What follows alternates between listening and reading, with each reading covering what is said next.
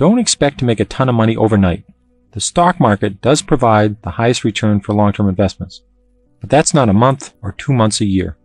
If you need the money next winter, you don't have the tolerance to keep it tied up for the long term, and stocks may not be for you. Don't forget to use your edge. These are all kinds of things that you know about. Because of where you live, what you do, you have lots of edges. Use them. And finally, remember that stock picking isn't gambling, and it isn't for everyone. You have to be prepared to do some work. You have to be prepared for market declines. If you enjoy doing research, if you enjoy learning about companies, and you have the stomach for the ups and downs of the stock market, then investing can be a lot of fun. These principles of investing have worked well for me. I hope they can help you. You can't just go out and buy a stock and hope it goes up. You have to have a reason why you think a stock will go up. You should be able to tell those reasons to someone else in just a few minutes. People who love stocks don't talk about sports. They don't talk about their dog. They talk about stories.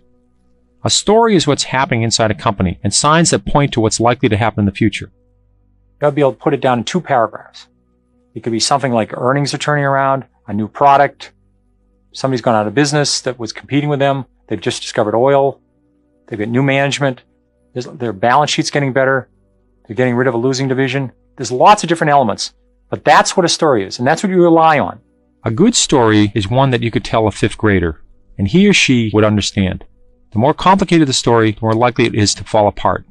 You just need one good, simple story to buy a stock, and then follow that story. Read through the story that I wrote for Toys R Us back in 1978.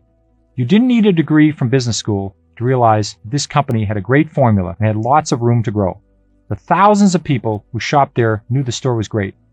I did the rest of the research I needed to fill in the story and bought the stock. Building stories like this one is how I decide what companies to own and which ones to stay away from. Remember that stories unfold over time. Companies are never stagnant, so you have to stay tuned and sometimes make adjustments. Just like playing 7-card stud poker, or perhaps 27-card stud poker. At the beginning of the game, you only know some of the cards and must place your bet accordingly. But as each new card is revealed, the game changes. You're forced to alter your betting strategy, perhaps even drop out of the game altogether. In the meantime, if you like to invest in stocks, your best option may be an equity mutual fund. If you want to put some of your money in the stock market, you don't have the time, you're not willing to do the effort, you don't have the stomach to do the research, equity mutual funds are a great answer. Investing in mutual funds is also a way of making sure your investments are diversified. Mutual funds, by law, must invest in at least 20 stocks at a time, though most funds invest in far more than that. As a mutual fund investor, you are protected from the danger of 1 or 2 stocks dropping sharply in price. At most, they would only represent 5 or 10% of the fund. This would cushion the decline. Remember, the mutual funds are like any other investment. They carry real risks of losing your money, and even though they can be purchased through many banks, they are not insured by the government. Since they are made up of individual stocks, equity mutual funds are also volatile.